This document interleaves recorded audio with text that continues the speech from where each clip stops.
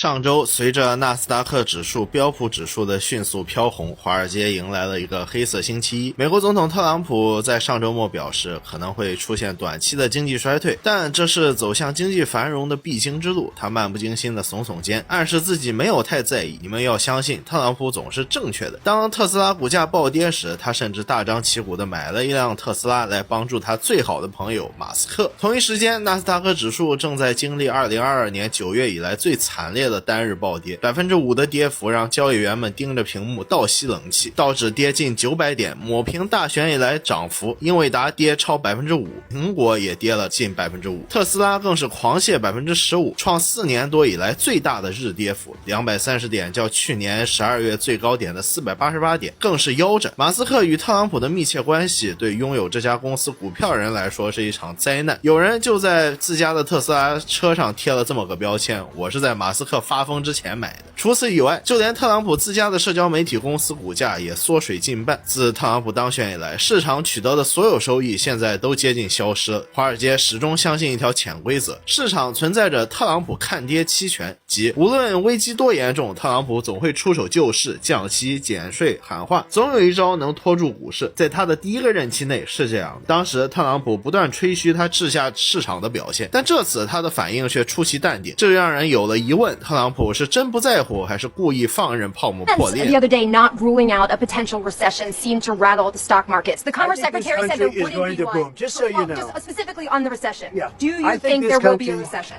I don't see it at all. I think this country is going to boom. But as I said, I can do it the easy way or the hard way. The hard way to do it is exactly what I'm doing, but the results are going to be 20 times greater. Mr. President, you asked... And remember, Trump is always right, right?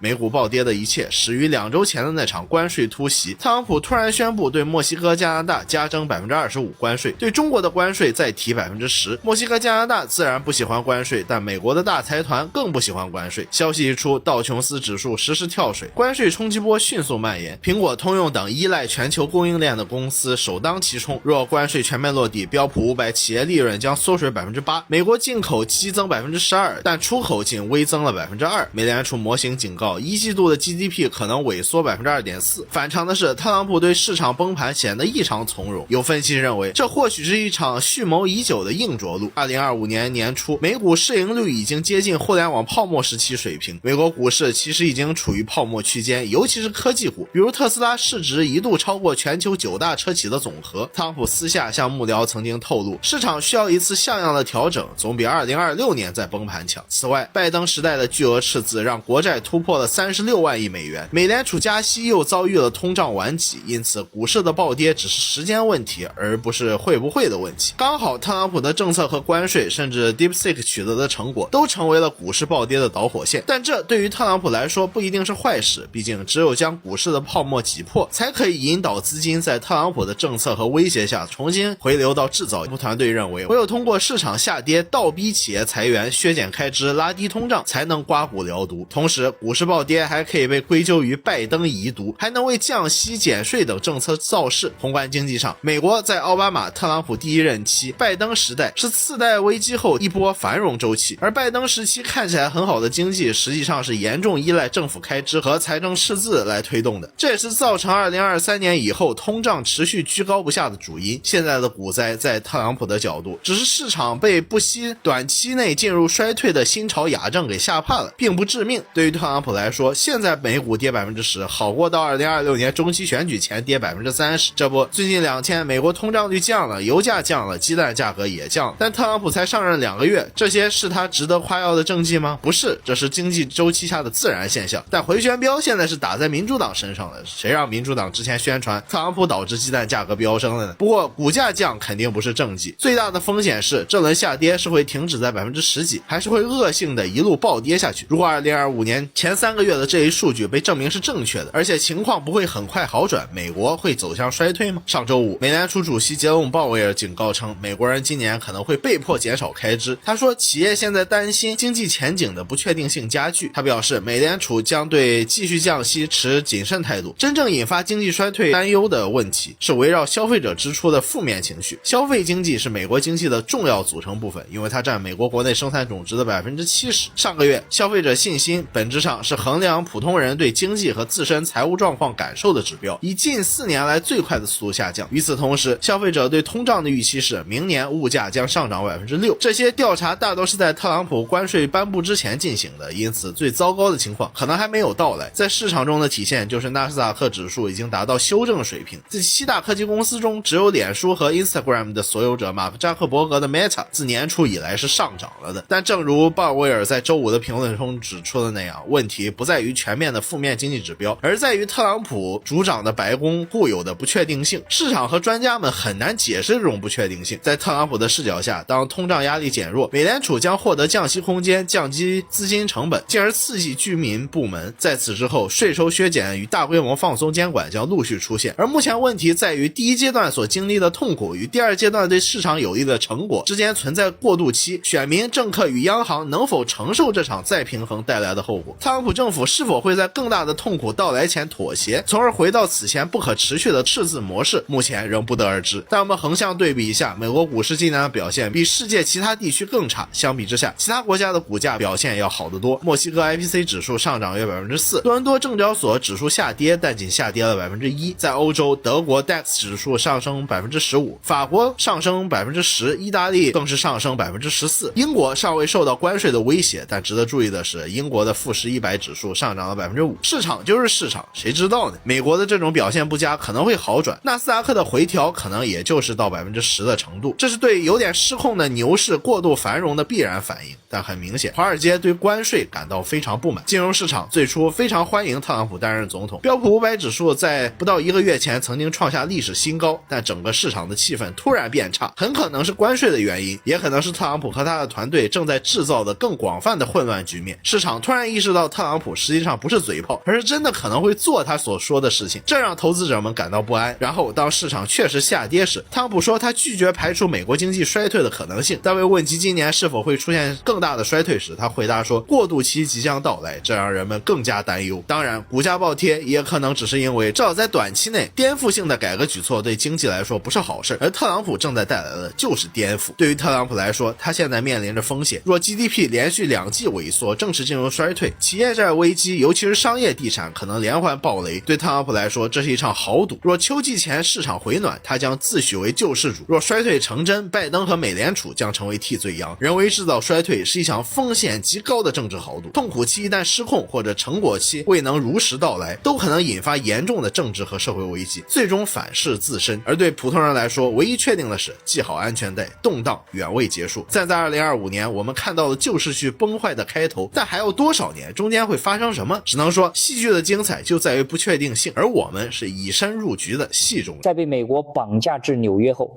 马杜罗终于等来了自己期盼已久的援兵。近期在中俄两国的共同支持下，联合国安理会的15个成员国紧急召开会议，就委内瑞拉的问题开展紧急磋商。而在另一边，白宫也开始了分蛋糕模式。按照特朗普的说法，美国未来主要会对委内瑞拉办2件事。第一件事就是组成了一个代表团，帮助委内瑞拉进行所谓的政权过渡。第二件事，美国会尽快安排国内的石油企业进驻委内瑞拉，接管其国内的石油产业。同时，懂王的幕僚们也开始行动。美国国务卿卢比奥将出任委内瑞拉总督一职，成为真正意义上的南美太上皇。而和懂王纠缠不断的世界首富马斯克也将为委内瑞拉提供1个月免费宽带服务，摆明了要吃下当地的通信业务。可以说，现在的格局已经很简单了，全世界正为委内瑞拉和马杜罗积极奔走，而另一边的美国却已经开始对委内瑞拉摩拳擦掌、敲骨吸髓了。而结合目前的局势，我们也可以看出2个大的信息。首先，第一点，中俄、哥伦比亚、古巴和巴西等国已经对美军介入委内瑞拉事务表示强烈反对，中方要求美国必须迅速停止对委内瑞拉总统马杜罗的逮捕，并立即将其交还委内瑞拉合法政府。毕竟，美国公然非法逮捕一个国家的合法总统，这一行为和宣战没有任何区别。而这也就说明，面对马杜罗被捕事件，全世界主要国家已经在第一时间给出了态度。总结下来就是6个字：先放人，后还政。而这恰恰是美国不想看到的。对于特朗普来说，美国想要的剧本是美军动手震撼世界，全世界都偃旗息鼓，俯首称臣，但现实已经给了特朗普狠狠一巴掌。其次，第二点，中俄在当下没有直接介入委内瑞拉局势的想法。虽然俄罗斯在委内瑞拉确实有一批特战部队，但这些特战部队的性质要求他们避免和美军直接交火，而中方此次也已经把态度点明。这也就是说，中俄在当下是希望在联合国框架内通过外交等方式迫使特朗普先放人，不要重蹈诺列加的覆辙。如果能让美国从委内瑞拉国内撤军，那自然是上上大吉。而对于善后问题，中俄也有明确看法。按照我们一贯的外交原则，马杜罗何时能获释，自然是我们目前最为关心的问题。但如果特朗普依然死硬不改，妄图再次复刻诺列加的剧本，那么我们的也不会允许美国在委内瑞拉巧取豪夺。委内瑞拉组建的新政府也要以当地民众的利益为根本，而不是美国操控委内瑞拉建立一个傀儡政权。那么特朗普会如何处置委内瑞拉的局势呢？其实细看此次事件，特朗普也很聪明，他很清楚美国目前没有办法在委内瑞拉扶持一个完全傀儡的政府，只能让现任政府屈服于美国，然后特朗普就可以以此为借口，让委内瑞拉将石油出口权向美国倾斜，进而让美国去攫取委内瑞拉石油出口的巨额利润，同时再加上总督卢比奥和马斯克，美国便能将手彻底伸向南美。再加上就算特朗普想扶持反对派上台，这些人对美国也未必忠心，毕竟美国已经在众目睽睽之下绑架了马杜罗，如果此时强行扶持反对派当总统，那就相当于彻底把窗户纸捅破，自己以打击犯罪的借口就彻底成了一句空话，而这就很难给国内的保守派民众做样子，一旦影响到中期选举，后果不堪设想。所以美国目前很有可能做的就是承认委内瑞拉的副总统罗德里格斯的合法地位，同时要求罗德里格斯政府配合美国。而从目前来看，罗德里格斯似乎也正有此意。在石油层面，特朗普的想法也是一样，由美国掌控委内瑞拉石油的幕后主导权，然后让其他国家一起参与石油开发。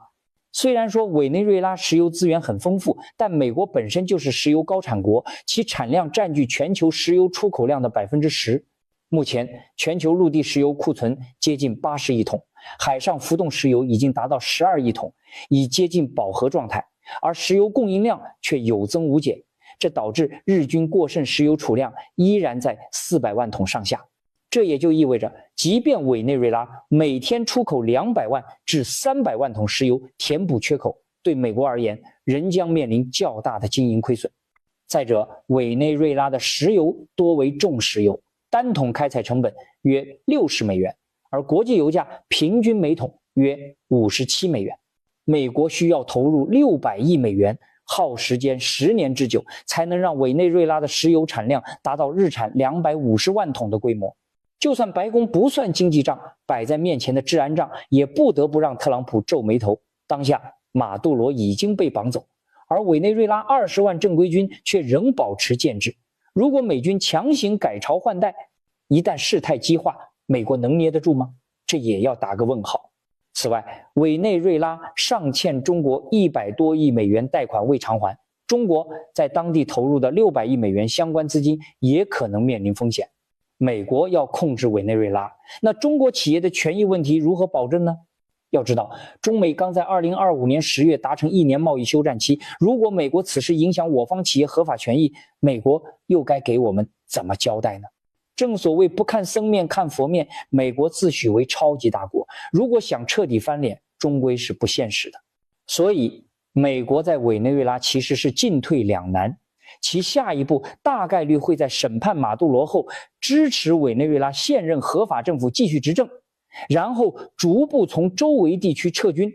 但要求委内瑞拉政府将石油盈利的主要部分让渡给美国。这样一来，美国就能达到处理马杜罗本人和不直接控制委内瑞拉局势的双重效果。近期伊朗国内的局势似乎是越来越不稳定了。当地时间1月4日，英国《泰晤士报》报道称，由于伊朗国内的抗议活动正在全面升级，伊朗决策层已经察觉到局势的异常。同时，英媒还判断称，如果伊朗伊斯兰共和国政权被推翻，那下一步，伊朗最高领袖哈梅内伊很有可能在20余名助手及家人的协助下逃到俄罗斯，其在伊朗的950亿美元资产也可能转移至俄罗斯。虽然俄罗斯和伊朗目前都没有对相关的消息做出公开回应，但客观来看，这个消息却透露了一个信息，那就是在伊朗国内局势彻底不可控的情况下，伊朗很有可能会出现政权更迭，而哈梅内伊的结局自然要步叙利亚前总统阿萨德的后尘。不过哈梅内伊倒不用太担心，一方面，随着时间的推移，伊朗目前国内的骚乱仍然在可控范围内，这对于哈梅内伊来说自然是个好消息。同时，另外一方面，伊朗骚乱的幕后黑手正在浮出水面。根据相关披露，伊朗警方在近期的执法行动中已经抓获了多名骚乱分子成员，同时摧毁了其幕后据点。在执法行动中，伊朗发现了很多西方国家给其提供装备，以及伊朗内部的渗透势力收买军方高层的证据。而这些信息也就在告诉伊朗高层，此次抗议背后还有其他势力的参与，尤其是在西部地区的抗议中，美国以及以色列在其中的鼓动渗透也是出力不少。说到这里，我们再来看关于哈梅内伊可能逃往俄罗斯的消息，就不难看出，这大概率也是西方国家对伊朗发起的认知作战行动，通过假消息扰乱伊朗内部的人心，达到瓦解伊朗政权的目的。那么，以色列和美国为何要通过鼓动骚乱的方式颠覆伊朗政权？下一步，伊朗的局势又会走向何方呢？要知道，伊朗的军力在中东也算是军事强国，其军事实力远超委内瑞拉。按照伊朗自己的说法，其正规军有53万人，革命卫队兵力达30万人，装备各类坦克2000辆，火炮3500多门，各类作战飞机400多架，各类弹道导弹有3000多枚。这还不算完，伊朗革命卫队还掌握了全部的导弹生产资源，能够随时打击美国和以色列在中东的军事目标。而这些信息无一例外的都在告诉美以两家一件事，那就是如果美以想要对伊朗开启地面作战，正面对撞伊朗的地面部队，那么即便美以两家真的能成功，也必将付出惨重代价。所以对于美国和以色列来说，发动地面作战完全是得不偿失。因此，美国和以色列就纷纷选择了自己最擅长的空中打击与情报作战来对付伊朗。就比如2025年1以12日冲突，美国和以色列就纷纷调动大量空中力量，针对伊朗的防御薄弱处，并袭击了多名伊朗军方高层。如果说上次伊以冲突展现了美以的空中作战实力，那么此次伊朗内部动荡则是美以情报战与认知战的集中体现。他们需要利用此次抗议，进一步为骚乱推波助澜。一旦抗议愈发不可控，美国便可以再次以所谓的安全为借口，出兵颠覆伊朗现政权，同时扶持巴列维王储回国执政。不难看出，伊朗内部此时正在发生的不过是美国颜色革命的固定剧本罢了。而下一步伊朗局势走向何方，就要取决于伊朗伊斯兰共和国政府的态度了。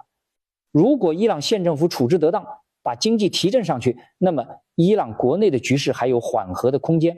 可如果说伊朗现任政府处置不力，任由局势发展恶化下去，那伊朗政权更迭的可能性自然会进一步加大。而现如今，伊朗政府已经宣布向全体公民发放1000万里亚尔的经济补助，希望能平息骚乱。